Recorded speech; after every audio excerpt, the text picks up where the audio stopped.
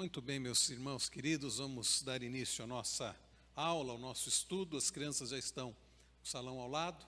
Nós já aqui até oramos, pedindo a Deus que nos abençoe neste período de estudo da palavra do Senhor. Nós vamos dar continuidade à série O Evangelho para a Vida Real.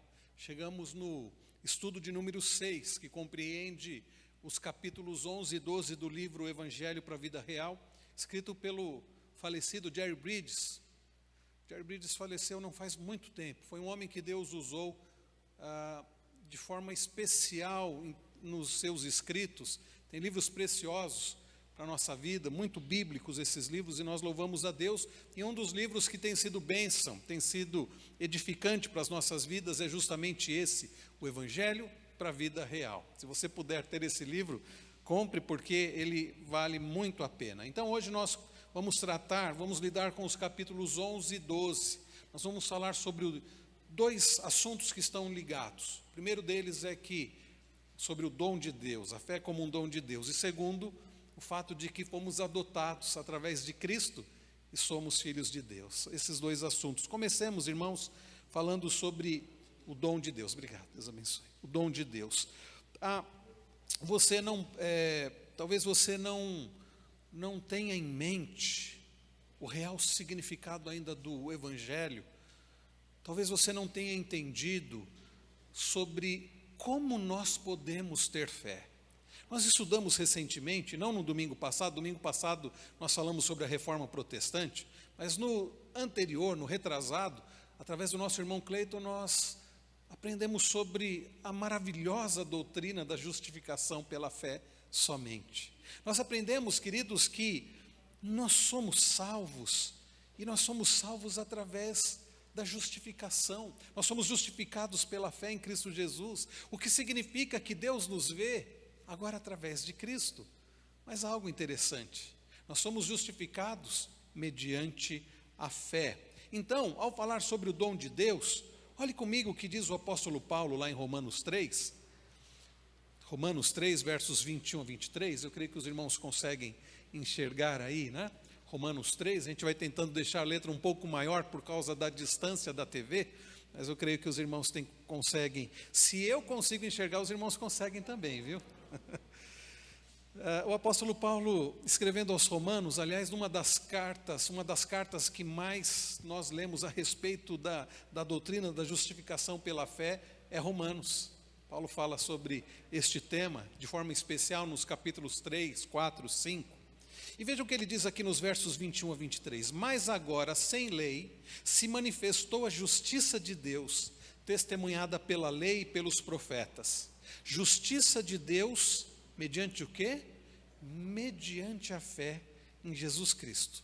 Paulo está traçando um paralelo entre a lei e a fé, e a justificação pela fé.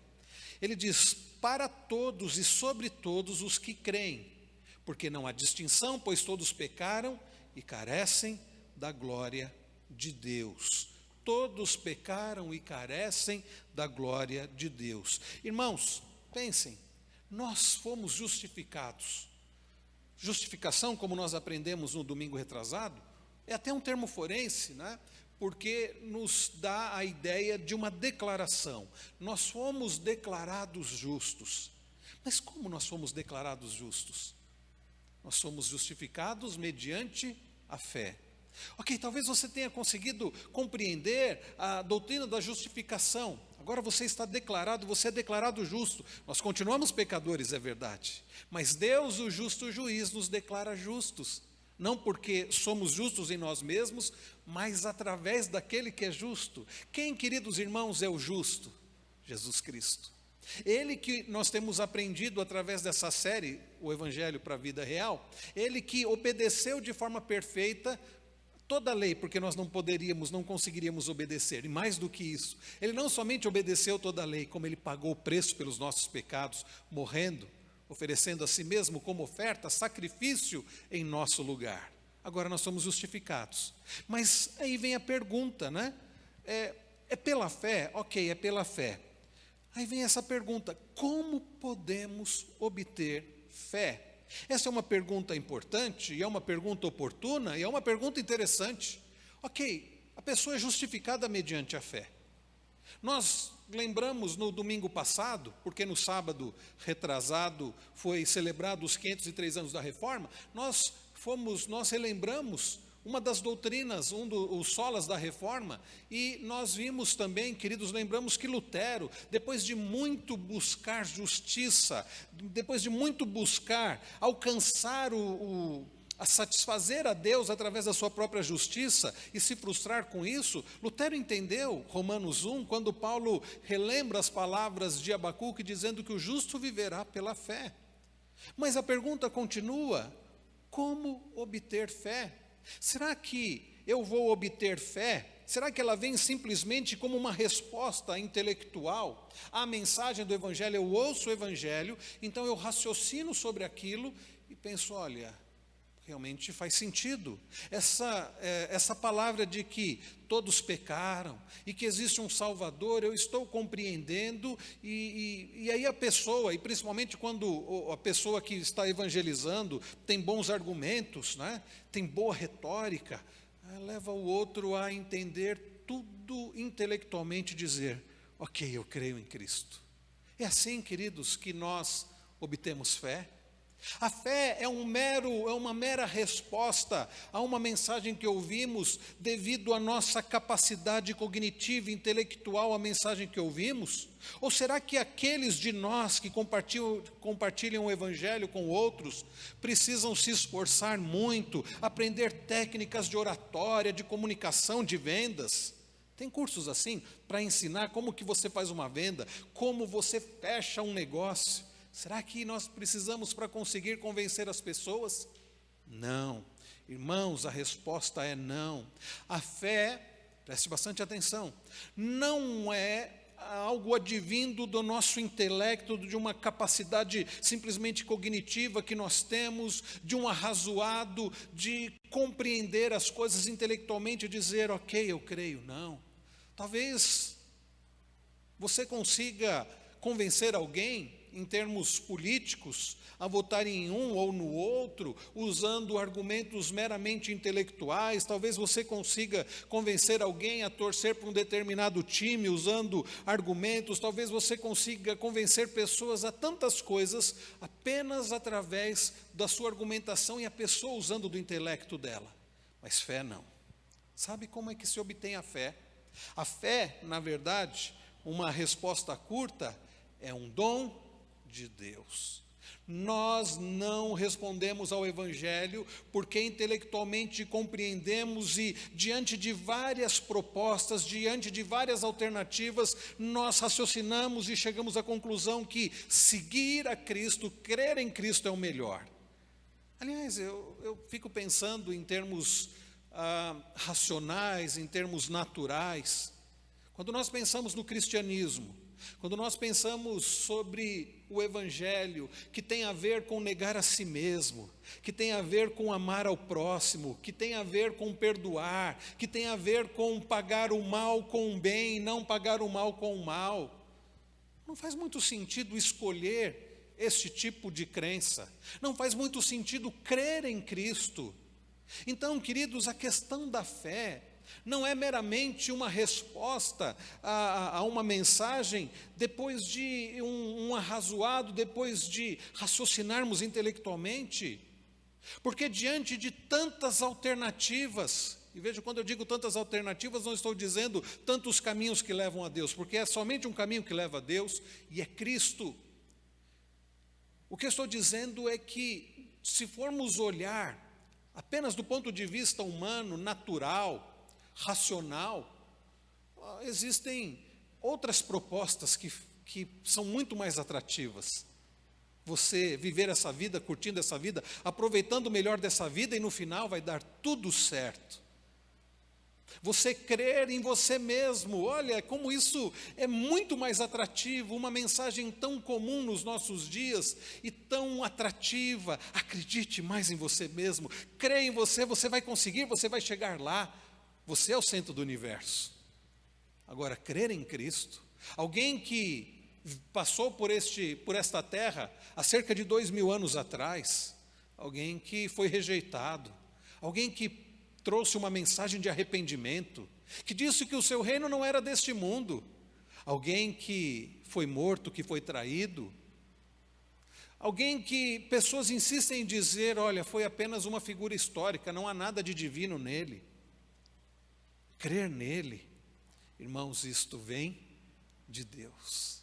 Aliás, isso nos humilha, porque nos faz entender que não fomos nós que abrimos o nosso coração, que não fomos nós que demos uma chance para Jesus, que tadinho batia ali na porta do nosso coração. Aliás, as pessoas pegam Apocalipse 2 e interpretam de forma equivocada, porque lá em Apocalipse, lembre-se, são as cartas às igrejas. E quando Jesus diz, eis que estou à porta e bato, e se alguém ouvir e abrir, eu entrarei e cearei com ele, ele comigo, Jesus está falando à igreja. Ali o texto tem a ver com santificação, ali o texto tem a ver com quem já crê em Cristo, com quem tem relacionamento com Cristo.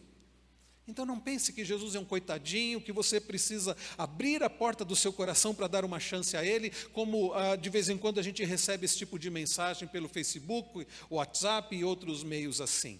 Então, queridos, nós precisamos entender que a fé é algo que é dada por Deus.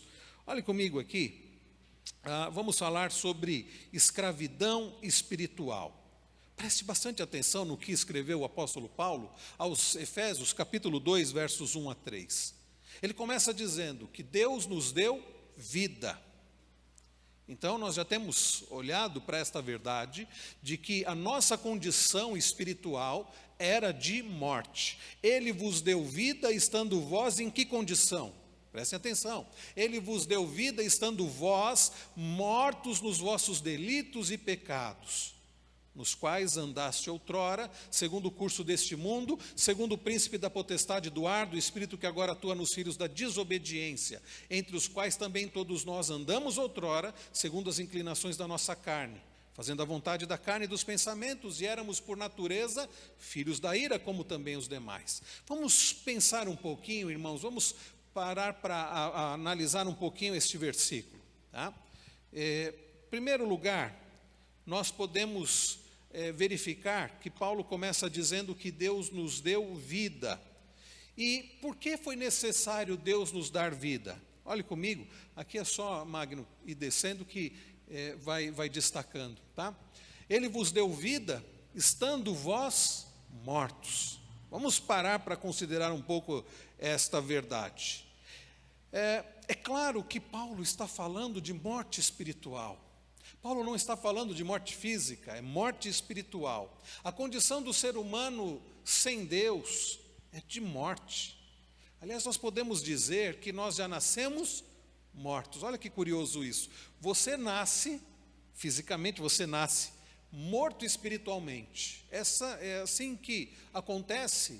Adão foi criado e Adão tinha vida. E bastava ele continuar obedecendo para ele continuar tendo vida. Mas lembram-se quais foram as palavras do Senhor para Adão e para Eva? Vocês podem comer de todos os frutos, né, aqui do paraíso, do Éden, menos do fruto da árvore do conhecimento do bem e do mal. Porque no dia em que dele comerdes, certamente morrerás. E, queridos, nós conhecemos a história. Nós conhecemos Gênesis 3. Nós sabemos que Eva comeu do fruto e deu ao seu marido, que comeu também. E o que aconteceu quando eles comeram do fruto? O texto não diz que eles morreram fisicamente. Fisicamente eles morreram anos depois, mas eles morreram espiritualmente. O que significa a palavra morte? Na Bíblia, morte tem um significado de separação. Quando falamos de morte física, é a separação do corpo e da alma, do espírito. O corpo fica separado da alma e do espírito, isso é morte física. Mas quando se fala de morte espiritual, irmãos queridos, nós estamos falando de separação do homem e de Deus. Adão e Eva, que tinham comunhão plena com Deus, que viviam e tinham este relacionamento, esta vida, esta comunhão com Deus, ao pecar, eles tiveram a ruptura deste relacionamento com Deus. Tal é isso que, irmãos, tanto é isso que eles foram inclusive expulsos do paraíso. Houve então uma quebra naquele relacionamento e eles morreram espiritualmente. Tá?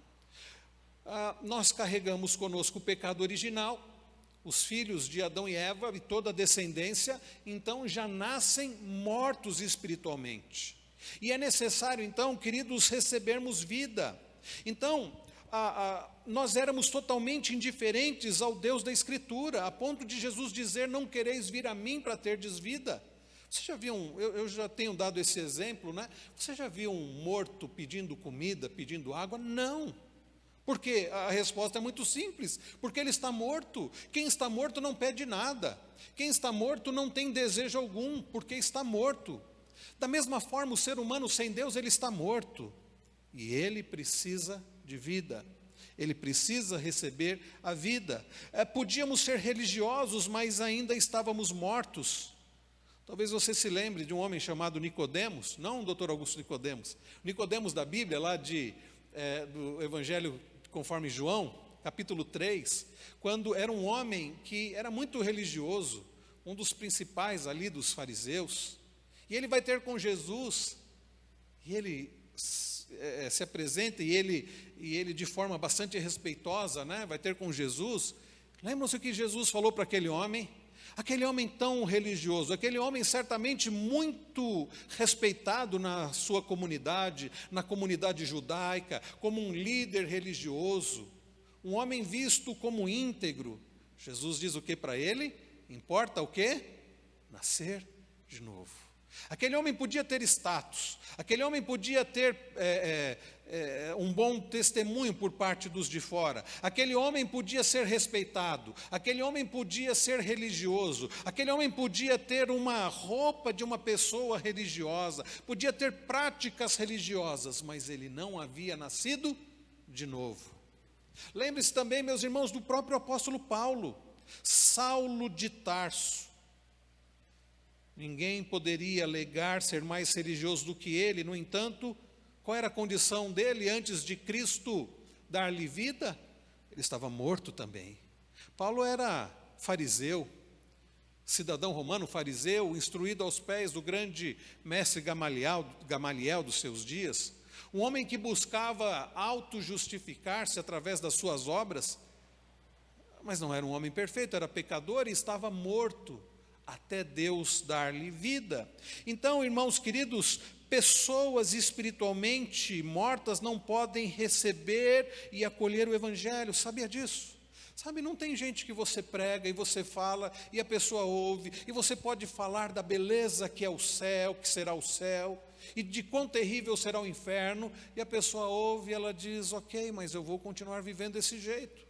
E você fala sobre Cristo, e você fala sobre o Evangelho, e você procura apontar para ela a miséria da vida que ela vive, sem Deus, sem felicidade, mostrando para ela que no pecado não há verdadeira felicidade, e ainda assim, ela diz: ok, mas eu vou continuar vivendo assim.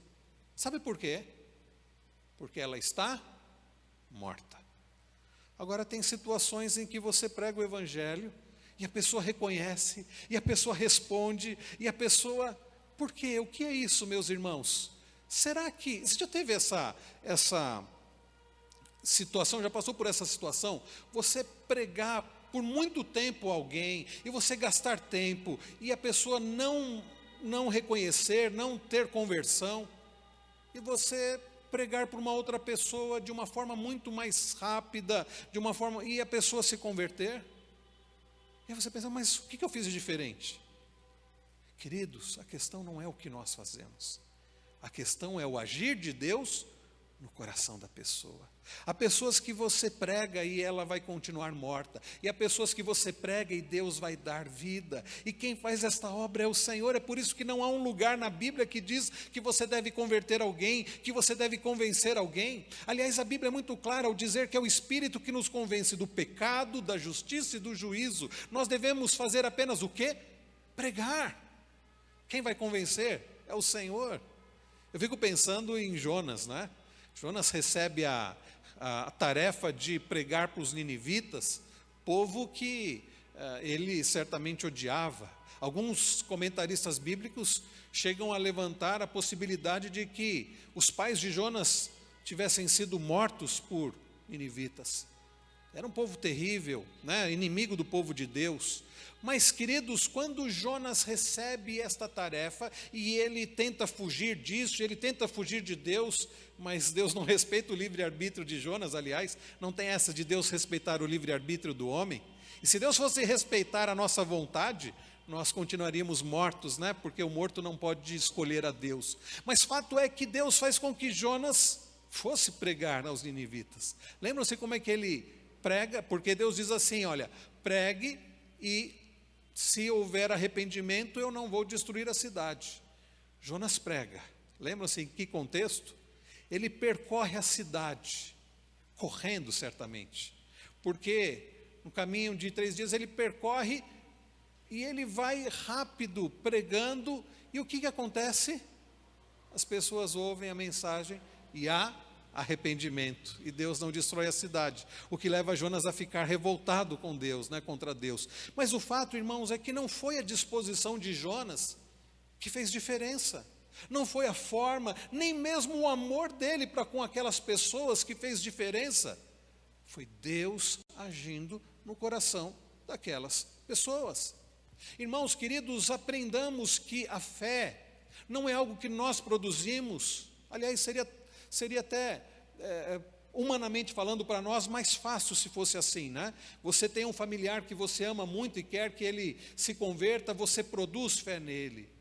E você o convence de tal forma que produz fé. Não é assim. Não é assim. Quem dá a fé é o Senhor, é Deus. Então Deus é quem dá a fé. O homem está morto espiritualmente. E a primeira coisa que o homem precisa para crer em Cristo é receber vida.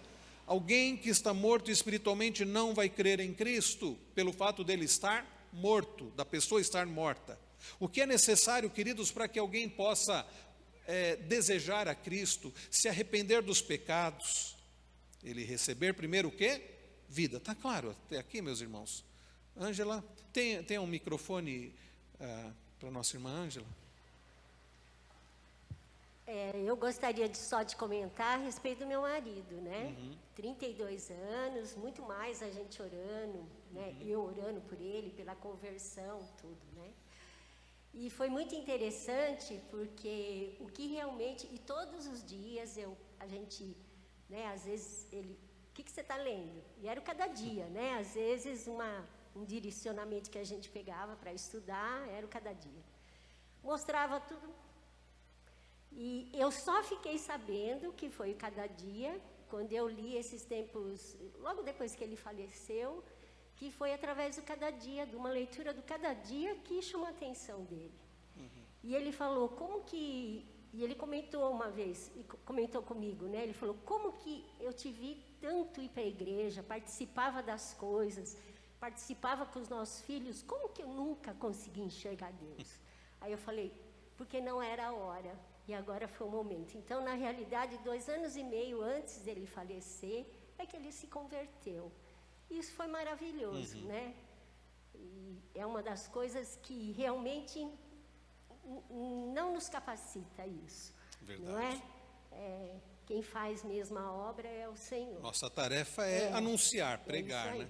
Muito interessante.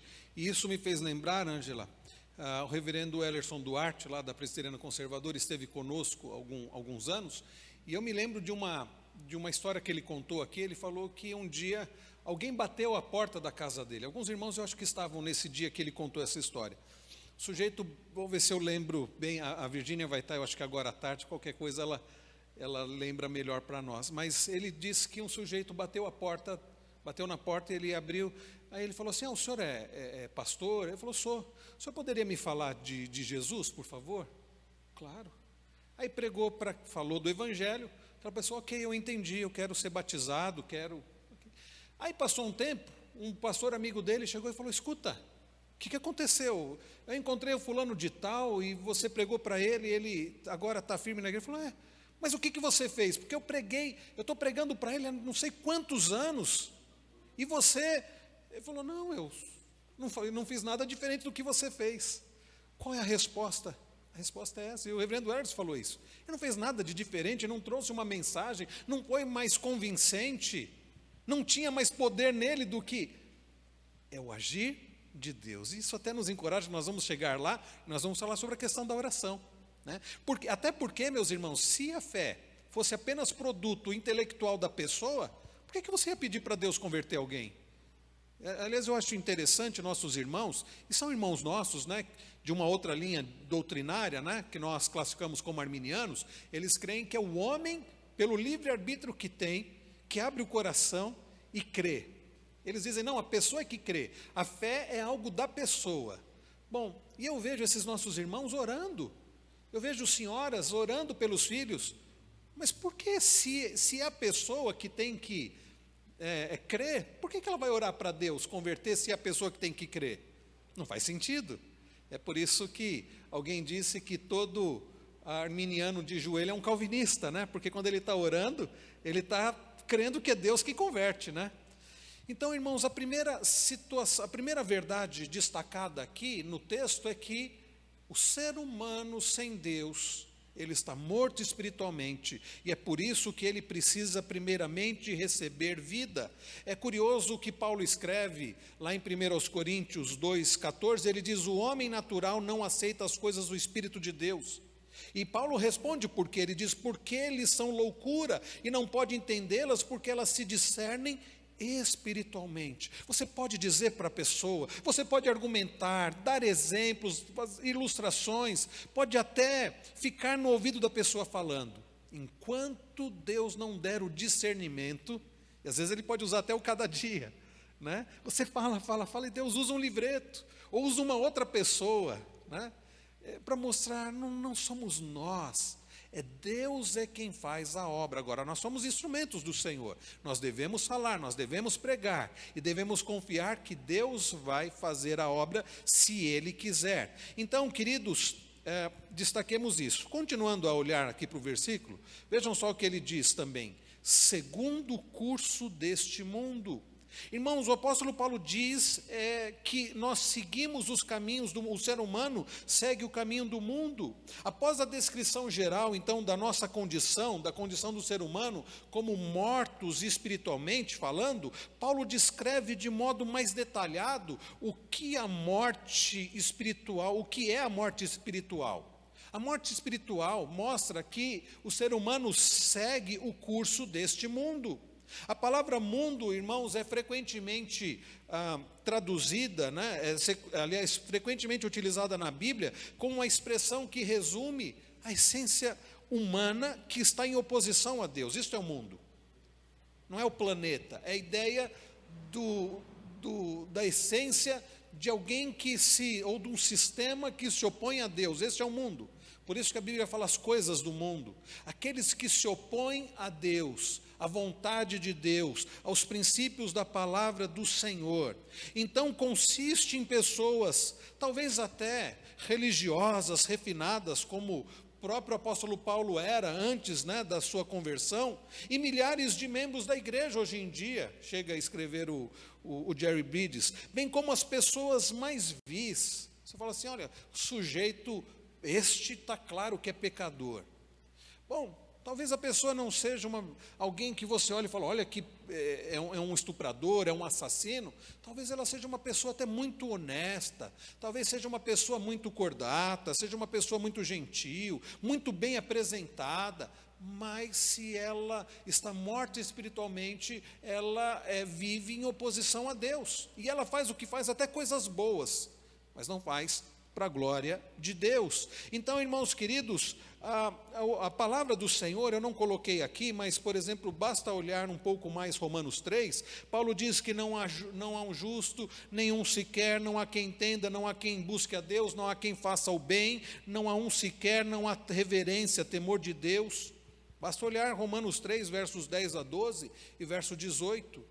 Esta é a realidade do mundo.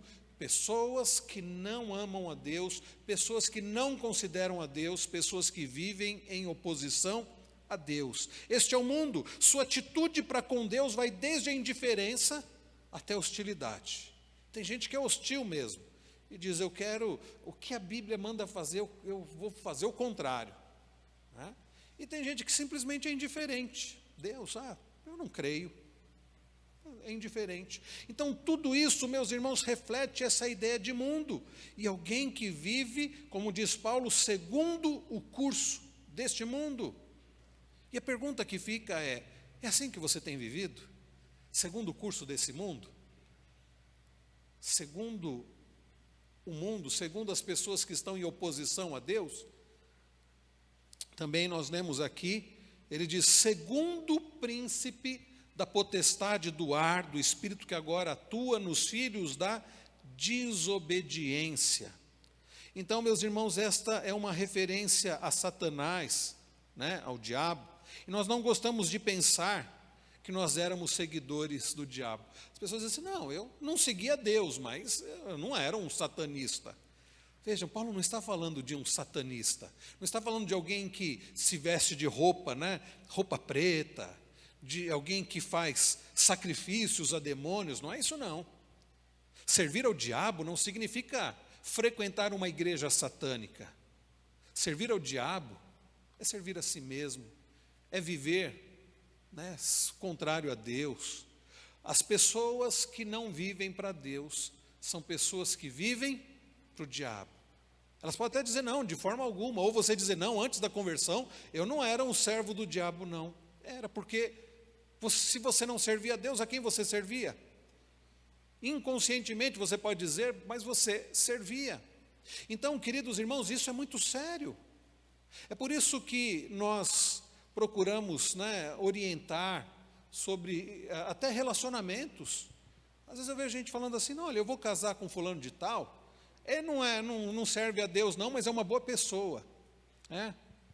E aí se você falar para a pessoa, então você vai se casar com alguém que serve ao diabo? Não, de jeito nenhum, pastor, ele é uma pessoa boa, é um rapaz tão... Não, se ele não pertence ao Senhor, se ele não é filho de Deus, ele pertence a quem? Mas é claro que você falou uma coisa dessa, a pessoa não gosta, né?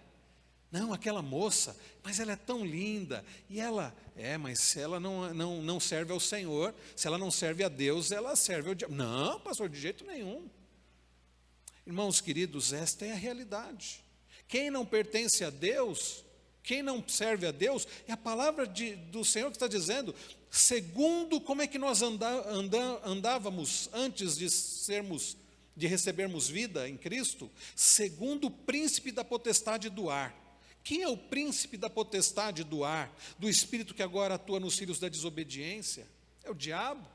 Então, irmãos queridos, isso é muito sério, quer as pessoas gostem ou não. Lá em 2 Coríntios 11:14 diz, o próprio Satanás se transforma em anjo de luz, né? E lá em 2 Coríntios 4:4 diz, o Deus deste século cegou o entendimento dos incrédulos, para que lhes não resplandeça a luz do evangelho da glória de Cristo, o qual é a imagem de Deus. Quando Paulo escreve aos Colossenses, no capítulo 1, no verso de número 13, ele diz que Deus nos libertou do império, o quê?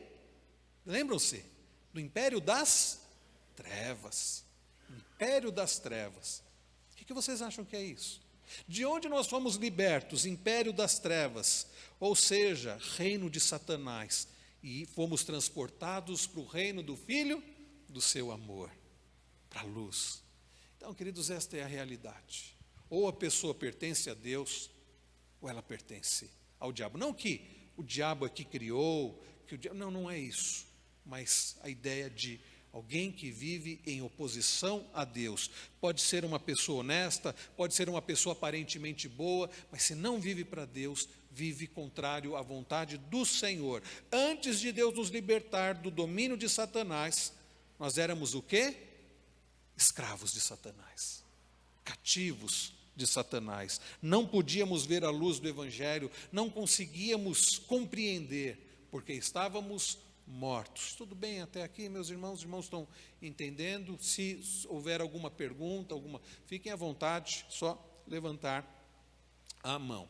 Então, queridos, e também o texto diz, fazendo a vontade da carne e dos pensamentos, ou seja, estávamos satisfazendo as vontades da nossa natureza pecaminosa. O que é fazer a vontade da carne? Fazer a vontade do nosso corpo, os nossos desejos. É assim que a pessoa sem Deus vive. Ela vive para quem? Ela vive para si mesma. Como que ela faz planos?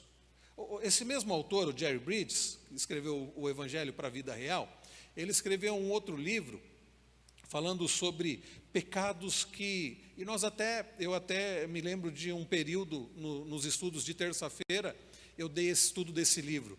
São os chamados pecados intocáveis. Sabe o que são pecados intocáveis? Aquele pecado que você fala assim, não, esse é de estimação, esse não tem problema eu continuar praticando. E o primeiro pecado que ele trata no livro, Pecados Intocáveis, ele fala de um pecado que é como se nós vivêssemos como incrédulo, como se nós vivêssemos como... A palavra não é incrédulo que ele usa, é uma outra palavra, é um ímpio, é o pecado da impiedade. Eu até achei estranho, falei, mas impiedade? Um crente pode cometer o pecado da impiedade? Sim. O que é o pecado da impiedade? Como é que o ímpio vive? Para quem o ímpio vive? Para ele mesmo. A quem ele considera? Ele considera a Deus? Não. É por isso, irmãos, sempre que nós vivermos sem considerar a Deus, a vontade de Deus, seja para o casamento, para a educação de filhos, para os nossos planos de carreira, seja para o que for, que você estiver agindo sem levar em conta que Deus tem interesse na nossa vida, sem buscar qual é a vontade de Deus, nós estamos cometendo o pecado da impiedade. Nós estamos vivendo como os ímpios. O ímpio, ele vive para si mesmo. Ele faz apenas a vontade da carne. E é por isso que a pessoa diz assim, não, eu não vejo nada de errado no homossexualismo. Afinal, e alguns vão dizer, o que importa é o amor. Ele não está levando em consideração a palavra do Senhor. Qual é o problema do aborto? Meu corpo, minhas regras, dizem, né? Diz um movimento feminista, vive segundo o que lhes parece melhor. Não é o que a Bíblia diz, não é qual é a vontade do Senhor, fazendo a vontade da carne dos pensamentos. É assim, queridos, que vive alguém que está morto espiritualmente. A nossa natureza pecaminosa não pode se submeter à lei de Deus, ela não pode agradar a Deus. Em Romanos 6,17, Paulo escreve como tendo sido escravo do pecado. Escravos do pecado. Então, em resumo aqui, citando aqui Romanos 8, 7, 8, por isso o pendor da carne é o quê? Qual que é o pendor da carne? Qual que é o desejo, a inclinação da nossa carne? Inimizade contra Deus, pois não está sujeita à lei de Deus, nem mesmo pode estar. Portanto, os que estão na carne não podem agradar a Deus. De forma que aqueles que estão mortos espiritualmente, por melhores pessoas que possam parecer, elas estão em inimizade contra Deus. E elas fazem a vontade da carne. E nós, crentes em Cristo Jesus, devemos lutar contra isso, contra o pecado da impiedade, porque nós já pertencemos ao Senhor. Em resumo aqui, queridos, nós estávamos espiritualmente mortos, segundo Paulo escreve em Efésios 2, presos em uma cultura totalmente oposta a Deus, sob o domínio de Satanás, fazendo a vontade do príncipe da potestade do ar, e escravos da nossa própria natureza pecaminosa, vivendo segundo as inclinações da nossa carne. E, preste atenção, não fosse uma obra sobrenatural de Deus em nossas vidas, éramos impotentes para fazer qualquer coisa a respeito da nossa condição. Por isso que eu disse, isso nos humilha. Pensar que se não fosse Deus sendo rico, e aí Paulo daqui a pouco nós vamos olhar de novo para Efésios 2, vai falar sobre isso, não fosse Deus sendo rico em misericórdia, por causa do grande amor com que nos amou, ter nos dado vida, nós ainda estaríamos mortos. Isso nos humilha e deve nos levar, como nós falaremos daqui a pouco, a dar toda a glória, adoração ao Senhor. Irmãos, compreender a realidade do ser humano espiritual, compreender a obra do Senhor, a ponto de compreender que Ele é que dá o primeiro passo, não o homem, isso nos humilha e nos leva a dar toda a glória ao Senhor. Isso tira de nós qualquer vestígio, resquício para o orgulho, porque a obra é do Senhor, e eu tenho repetido isso, a salvação é uma obra do Senhor do começo ao fim. Tudo bem, irmãos, podemos passar para o próximo ponto? Alguma coisa, alguma pergunta, algo a acrescentar? Fiquem à vontade, irmãos, não? Ok. Vivos em Cristo. Como eu disse, né, Paulo vai mostrar a continuação. É interessante, o Jerry Bridges até coloca no livro, Paulo gosta de pintar um quadro absolutamente sombrio de nossa condição. Em seguida, Paulo diz, olha, mas aqui está a solução de Deus. Aqui está a solução de Deus, olha só. A continuação de Efésios 2. Mas Deus, sendo rico em misericórdia, por causa do grande amor com que nos amou, e estando nós mortos em nossos delitos e pecados, o que Deus fez? Nos deu vida juntamente com Cristo. E aí Paulo complementa, pela graça sois salvos. Vocês não são salvos porque vocês foram muito bons, tiraram nota 10 e agora, olha aí, agora você merece. Porque intelectualmente você ouviu a palavra, o evangelho, intelectualmente entendeu que aquilo era o melhor para a sua vida e resolveu abrir o coração para Jesus. E aí Deus diz, que bom que você está tendo essa atitude, que bom que pela sua vontade você escolheu isso, nada disso. Paulo está mostrando, irmãos, que a salvação é uma obra do Senhor, é pela graça que nós somos salvos. Nós não merecíamos, nós não podíamos, estávamos mortos, incapazes de escolher a Deus, vivendo para nossa própria satisfação, conforme a nossa vontade, escravos do diabo. Mas aí Deus, por causa da sua misericórdia, por causa do seu amor, alcançou pessoas como nós, que não queríamos, que não merecíamos. E veja, não é que Deus violenta a nossa vontade, não. Mas você tem que aceitar, não é isso não. Deus nos dar vida significa nos dar condições e desejos, e aí a pessoa se arrepende dos pecados e deseja a Cristo. Deus faz uma mudança onde? No coração.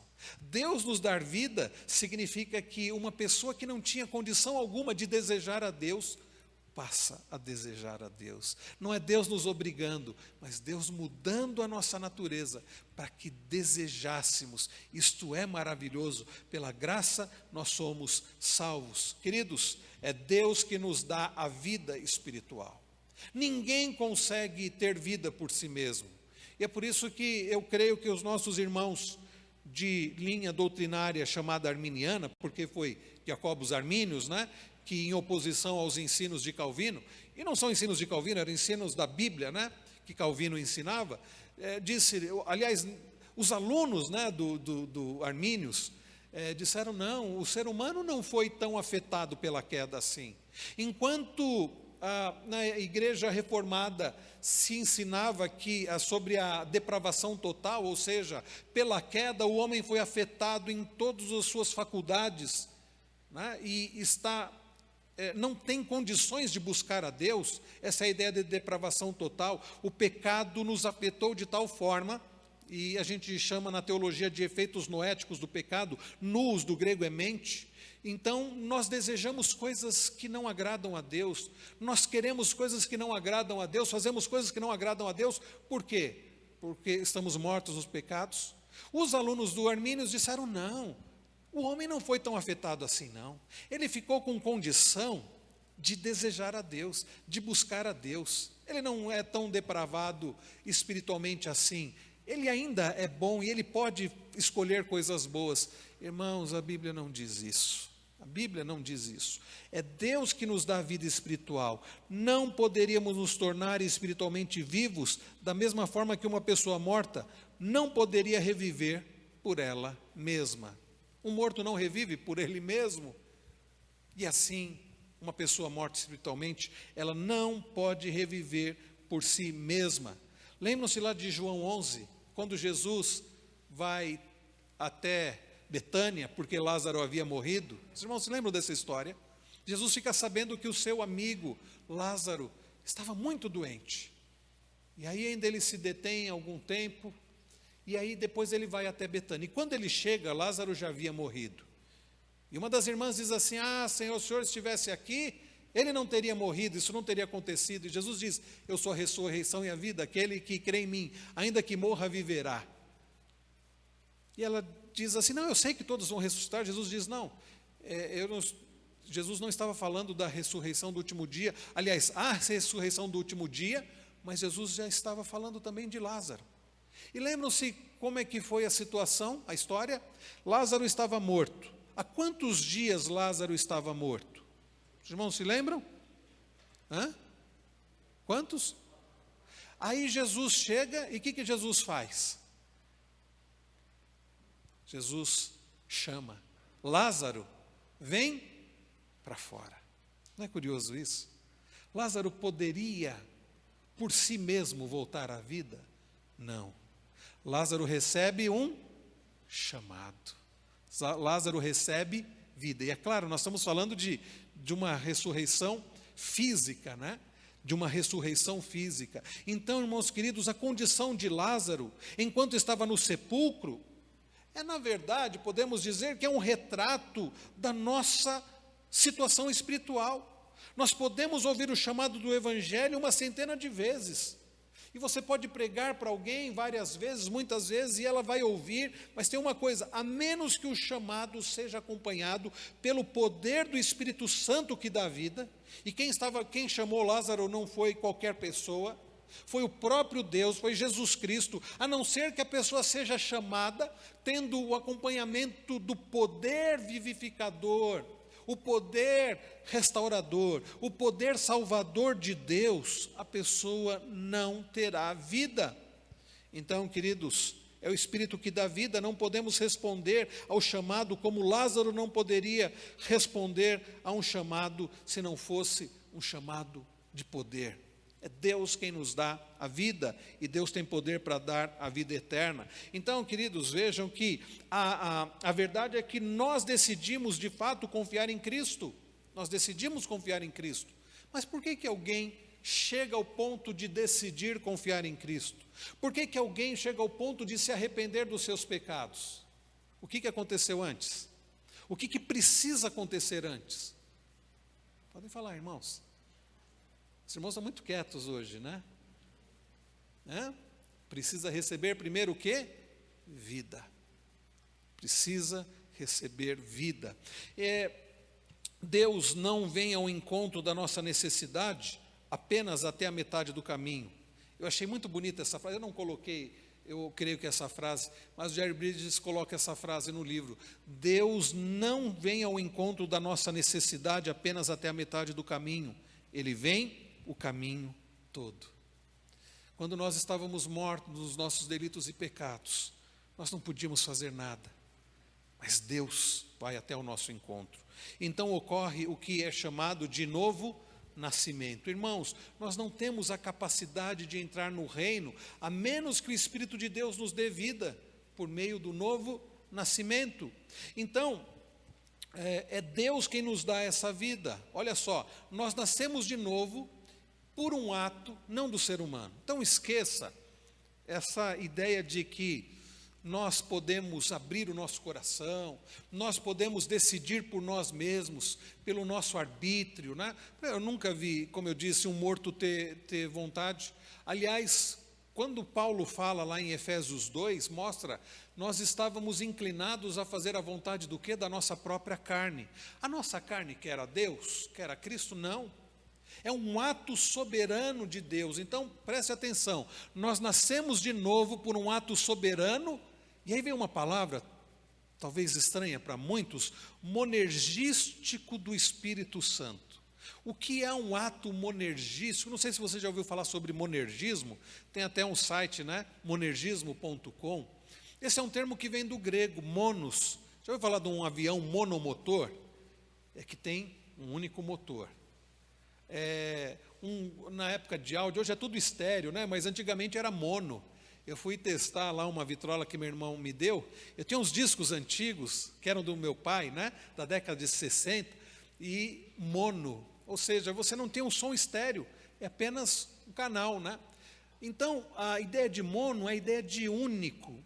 Então, quando fala um agir monergístico do Espírito Santo, significa que o Espírito Santo não precisou da nossa ajuda. Não é o homem e Deus que agem na salvação. Não existe isso. Isso é a ideia de sinergismo. Sinergismo, você tem, né, mais de um ali agindo. O sinergismo, uma força, por exemplo, um ato sinergístico, você tem mais de uma força agindo ali. Monergismo não, é um só. Na salvação quem é que age? Do início ao fim, é Deus. Quem é que dá vida? É Deus. Quem é que escolhe? É Deus. Quem é que convence do pecado, da justiça e do juízo? É Deus. Quem é que justifica? É Deus. Na salvação é Deus que age. Quando falamos de santificação, há um ato de Deus, e há uma resposta do ser humano, mas ainda assim, meus irmãos, nós dependemos de Deus. Então, nós nascemos de novo por um ato, não um conjunto. Eu ajudo um pouco e Deus ajuda um pouco. Eu primeiro abro o coração, aí Jesus entra. Eu me arrependo. É um ato de Deus. Quando nós declaramos a Cristo como nosso Salvador, quando nós cremos em Cristo, quando nós nos arrependemos, é porque o Senhor agiu em nosso coração. É por isso que nós podemos concordar com Jerry Bridges, dizendo que nós nascemos de novo por um ato soberano e monergístico do Espírito Santo. Assim como o resultado de nosso novo nascimento, aí o que acontece? Aí olha só, exercitamos a fé que nos foi dada e entramos no reino de Deus. Nós exercitamos a fé, é verdade, mas ninguém poderia exercitar a fé se Deus não a desse. Lembram-se de Efésios 2:8? Pela graça sois salvos, mediante o quê? A fé. Mas Paulo complementa, e isto não vem de vocês. E Paulo está se referindo tanto à graça quanto à fé. É dom de Deus, não de obras, para que ninguém se glorie. Estão entendendo, meus irmãos? A fé é um dom de Deus, é um ato de Deus, é um presente de Deus, é um agir soberano de Deus. Nós apenas recebemos. Deixa eu dizer uma coisa para você. Quando Deus dá ao homem isso, não há quem possa resistir. As pessoas podem resistir ao chamado do Evangelho. Você prega e a pessoa diz, não quero isso não. Mas quando o Espírito Santo toca e muda aqui, não há quem possa resistir. Isso é o que nós chamamos, dentro dos 5 pontos do calvinismo, de graça irresistível.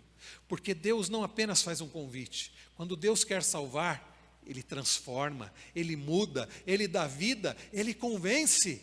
E a pessoa responde de que forma? Ela responde positivamente. Não há quem possa resistir à graça de Deus. Isso não é maravilhoso? Nós não resistimos à graça de Deus porque nem poderíamos. E graças a Deus por isso, né? Porque Ele age de forma soberana. Essa palavra soberano, essa ideia de soberania é muito importante. A salvação é um ato soberano do Senhor. É Ele quem escolhe, é Ele quem age. E por isso que a Ele deve ser dada toda a glória. Os irmãos entendem isso? Talvez alguns, depois de ouvirem por muitos anos que somos nós que fazemos, que agimos, que abrimos o coração, que damos uma chance para Deus, talvez você fique agora com seu orgulho ferido. E é bom ficar mesmo, porque Deus nos humilha. E Deus faz isso para que nós possamos compreender quem nós somos, compreender o amor e a misericórdia de Deus e darmos toda a glória a Ele. Então talvez você precise, ou quem sabe alguns que estão assistindo pela internet, precisa de um tempo para lidar com essas verdades, né? Porque mesmo tendo sido criado na igreja presbiteriana, isso me chocou quando eu fui aprender sobre a soberania de Deus, sobre a salvação como um ato de soberania de Deus, porque eu também acreditava que eu dava uma força. Eu acreditava que eu é que tinha ido até Jesus, eu acreditava que eu é que tinha aberto o coração para Jesus, eu precisei lidar com isso, e é humilhante isso, mas é maravilhoso, porque nos leva, não deixa lugar para o orgulho, não de obras, para que ninguém se glorie. Muito bem, queridos irmãos, lembrem-se da história de Lídia, lá em Atos 16:14, Paulo lá em Filipos, diz que certa mulher chamada Lídia, da cidade de Tiatira, vendedora de púrpura, temente a Deus, nos escutava. O Senhor lhe abriu o coração para atender às coisas que Paulo dizia. Então, Paulo, naquele período de Filipos a Tiatira, e aquela mulher chamada Lídia, eu não sei porque a Bíblia, Lucas registra detalhes, né? Era vendedora de púrpura, e olha o que diz o texto, ela era o quê? Temente a Deus. Mas ela já era convertida? Não. Ela escutava, e o que o Senhor fez? Olha que curioso. O Senhor abriu o coração para entender as coisas que Paulo dizia. Percebem, meus irmãos? Lídia não poderia compreender as coisas que Paulo dizia se Deus não lhe abrisse o coração. É por isso, quando você vai evangelizar alguém, você ora. Quando você vai ler a Bíblia, você ora também pedindo para Deus te dar compreensão. Nós carecemos, queridos, desse agir do Senhor para a nossa vida. Queridos, o que significa dizer que o Senhor abriu o coração de Lídia? Significa que Ele a tornou espiritualmente viva, que ela nasceu de novo. Significa que Ele tirou a cegueira induzida por Satanás da sua mente. Significa que Deus deu compreensão. Então, é um agir do Senhor, a salvação é um agir do Senhor. Deus, queridos, não apenas nos dá um novo nascimento, Deus nos dá um novo pensamento. E eu acho estranho quando alguém diz que já nasceu de novo, mas continua pensando igual.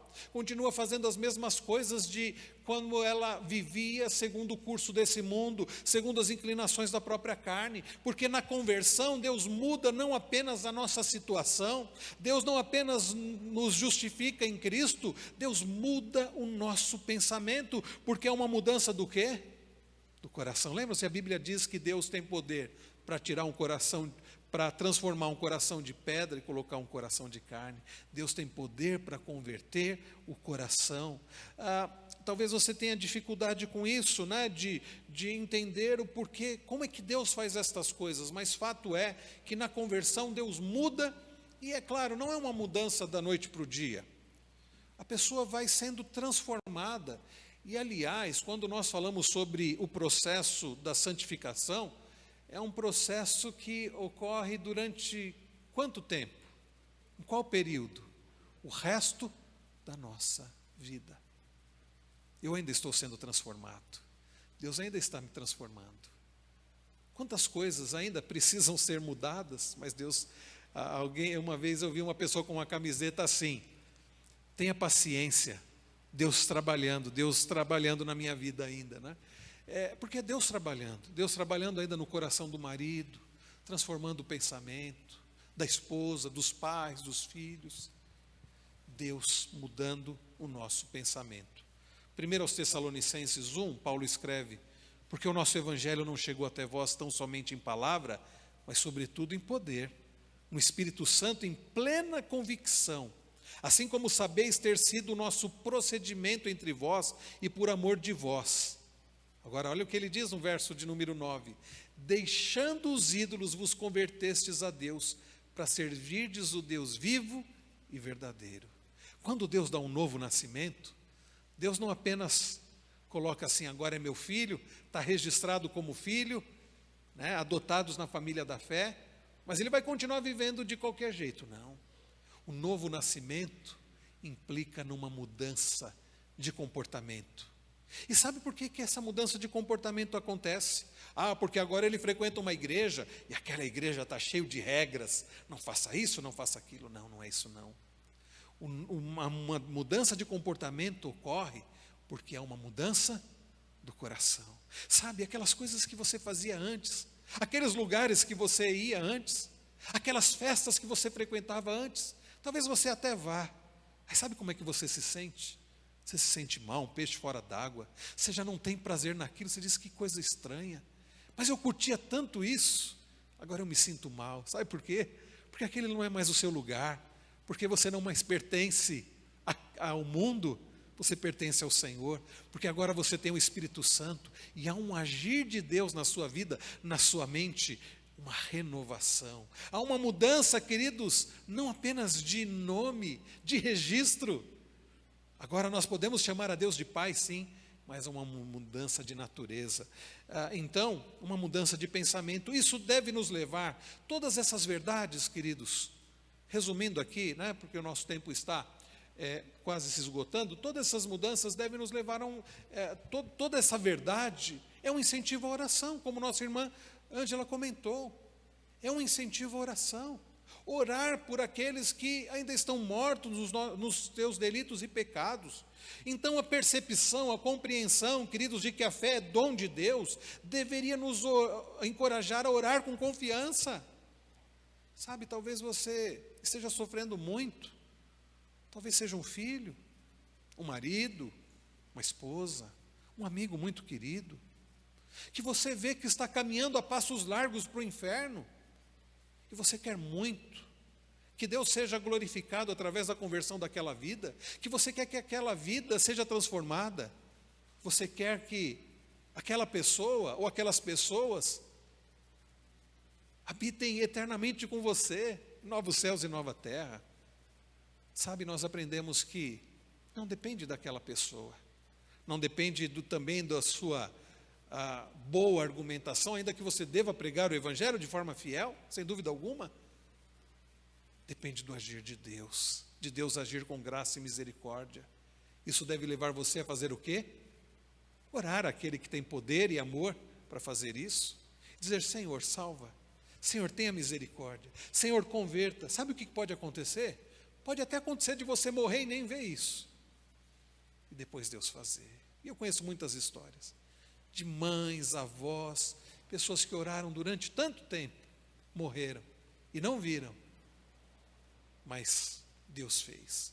Então ore, coloque-se de joelhos diante daquele que tem todo o poder e tem amor e misericórdia suficiente para dar vida àqueles que estão em pecado. Ninguém, olha só como isso é importante, não importa quão endurecido esteja, está além da vivificadora obra, saiu obra, né? Desculpem, obra de regeneração do Espírito Santo. Tem gente que você olha e fala assim: esse nunca vai se converter. Tem uns que parece que você fala assim: falta tão pouco, é uma pessoa tão boa, é quase, né, um convertido. Ele continua espiritualmente morto. Ele não é quase um convertido, ele está totalmente perdido. Mas Deus pode converter. E tem aquele que você dizia: esse nunca vai ser convertido. Esse é muito duro de coração. Ambos, tanto aquele que parece quase um convertido, quanto aquele que parece impossível, ambos humanamente falando, é impossível se converter.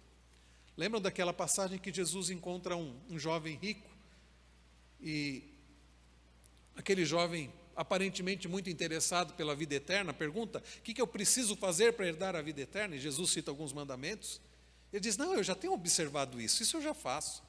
Aí Jesus, conhecendo o coração daquele jovem, sabendo que ele colocava o coração nos seus bens materiais, Jesus diz assim: você quer então? Olha, faz o seguinte, vai, vende tudo que você tem, dá aos pobres e me siga. E diz o texto que aquele jovem saiu triste, porque era dono de muitas riquezas. Em seguida, Jesus diz assim para os discípulos: é mais fácil um camelo passar por um fundo de uma agulha, um buraco de uma agulha, do que um rico entrar no reino dos céus. E mais do que depressa, os discípulos dizem: então, quem será salvo? Porque Jesus está dizendo: é impossível, humanamente falando, alguém ser salvo por si mesmo. Lembra-se da resposta de Jesus? O que é impossível aos homens, é possível para Deus. Queridos, isso deve nos levar a orar. Aquilo que é impossível para você fazer, é impossível mesmo, e é impossível para a própria pessoa fazer, porque ninguém tem poder para se autoconverter, para alguém dar vida a si mesmo. Deus tem poder, portanto ore. E por fim, gratidão e adoração. Irmãos, a consciência de que a fé é um dom de Deus deveria despertar também um sentimento de profunda gratidão e adoração em nossos corações. Pensar que você estava morto, que você não podia mudar essa situação, mas Deus, sendo rico em misericórdia, por causa do grande amor com que nos amou, estando nós mortos nos nossos delitos e pecados, nos deu vida. Isso deve nos levar a agradecer, a sermos gratos, eternamente gratos, a viver uma vida de adoração ao Senhor, não por algo que Deus vai fazer, mas por tudo que Ele já fez, por saber que a salvação do início ao fim é uma obra dEle, porque dEle, por meio dEle e para Ele, são todas as coisas. A Ele, pois, a glória eternamente. Amém.